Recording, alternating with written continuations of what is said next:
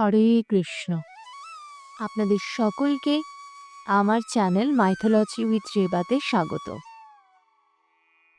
আচার্য শ্রীল অভয় চরণারবিন্দ ভক্তি বেদান্ত স্বামী প্রভুপাদজিকে প্রণাম জানিয়ে শুরু করছি আমার আজকের পাঠ।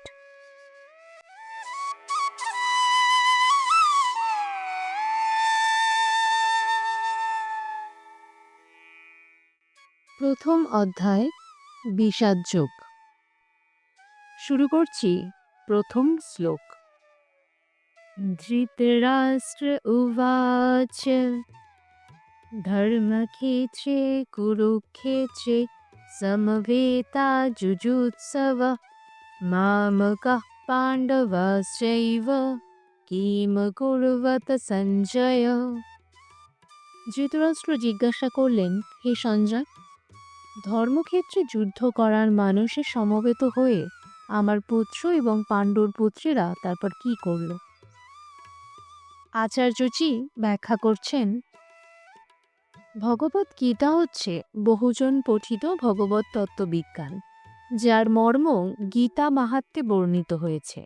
সেখানে বলা হয়েছে ভগবত গীতা পাঠ করতে হয় ভগবত তত্ত্বদর্শী কৃষ্ণ ভক্তের তত্ত্বাবধানে। ব্যক্তিগত দৃষ্টিভঙ্গির পরিপ্রেক্ষিতে গীতার বিশ্লেষণ করা কখনোই উচিত নয়। গীতার যথাযথ অর্থ উপলব্ধি করার দৃষ্টান্ত ভগবদ্গীতাই আমাদের সামনে তুলে ধরেছেন অর্জুনের মাধ্যমে, যিনি স্বয়ং ভগবানের কাছ থেকে সরাসরিভাবে এই গীতার জ্ঞান লাভ করেছিলেন। অর্জুন ঠিক যেভাবে গীতার মর্ম উপলব্ধি করেছিলেন, ঠিক সেই দৃষ্টিভঙ্গি ও মনোবৃত্তি নিয়ে সকলেরই গীতা পাঠ করা উচিত। তাহলেই গীতার যথাযথ মর্ম উপলব্ধি করা সম্ভব। সৌভাগ্যবশত যদি কেউ গুরু পরম্পরা সূত্রে ভগবদ্ গীতার মন গড়া ব্যাখ্যা ব্যতীত যথাযথ অর্থ উপলব্ধি করতে পারেন, তবে তিনি সমস্ত বৈদিক জ্ঞান এবং পৃথিবীর সব রকমের শাস্ত্র জ্ঞান আয়ত্ত করতে সক্ষম হন।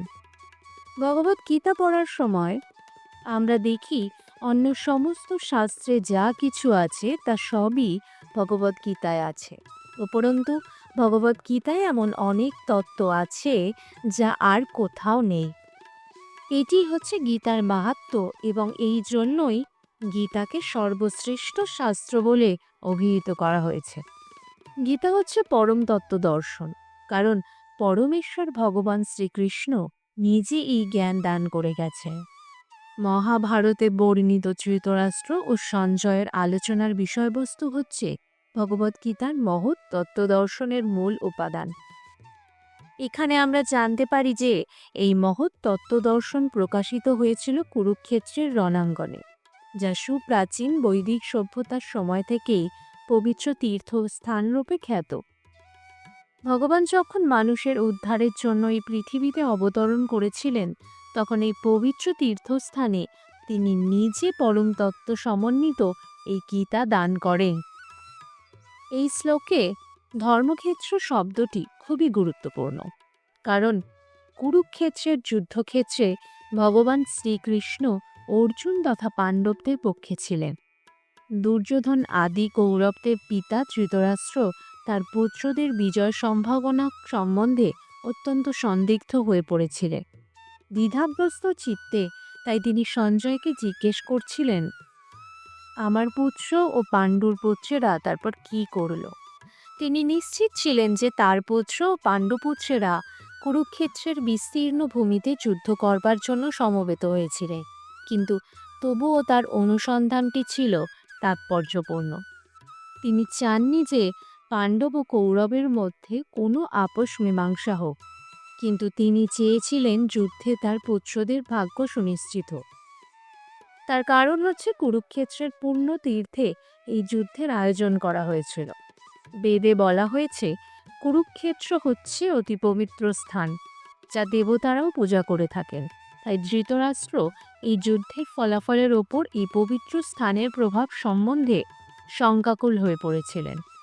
তিনি খুব ভালোভাবে জানতেন যে অর্জুন এবং পাণ্ডুর অন্যান্য পুত্রদের ওপর এই পবিত্র স্থানের মঙ্গলময় প্রভাব সঞ্চারিত হবে। কারণ তারা সকলেই ছিলেন অত্যন্ত ধর্মপরায়ণ।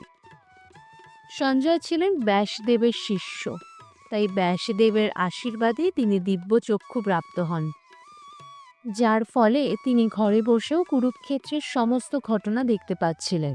তাই ধৃতরাষ্ট্র তাকে যুদ্ধক্ষেত্রের পরিস্থিতি সম্পর্কে জিজ্ঞাসা করেন। পাণ্ডবেরা এবং ধৃতরাষ্ট্রের পুত্রেরা ছিলেন একই বংশজাত, কিন্তু ধৃতরাষ্ট্রের মনোভাব এখানে প্রকাশ পেয়েছে।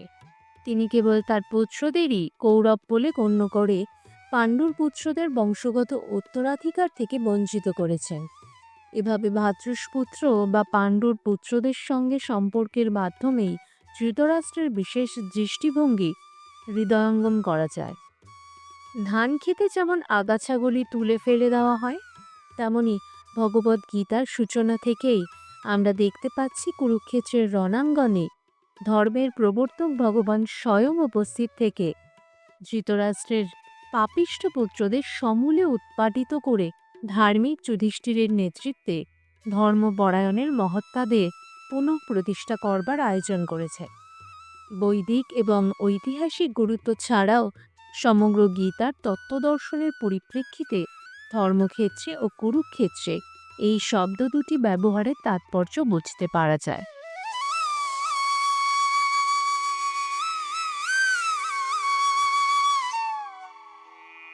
বন্ধুরা, যে পক্ষে স্বয়ং ভগবান রয়েছেন সেই পক্ষের হার কিভাবে সম্ভব?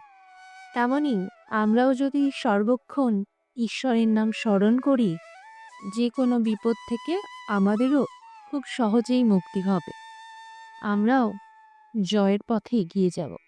আর যদি বা জয় নাও হয়, তাহলে আমরা জানব সে হার স্বয়ং ভগবান আমাদের দিয়েছেন। তার মানে তার পেছনে নিশ্চয়ই কোনো পরিকল্পনা আছে। তাই সে হার যে কোনো রকম বড় মাপের জয়ের থেকেও অনেক বেশি পাওয়া হবে। বন্ধুরা, আমার উপস্থাপনা আপনাদের কেমন লাগছে অবশ্যই কমেন্ট বক্সে কমেন্ট করে জানান। আর যদি ভালো লেগে থাকে তাহলে অবশ্যই একটা লাইক, শেয়ার, সাবস্ক্রাইব করে আমার পাশে থাকার অনুরোধ রইল। হরে কৃষ্ণ।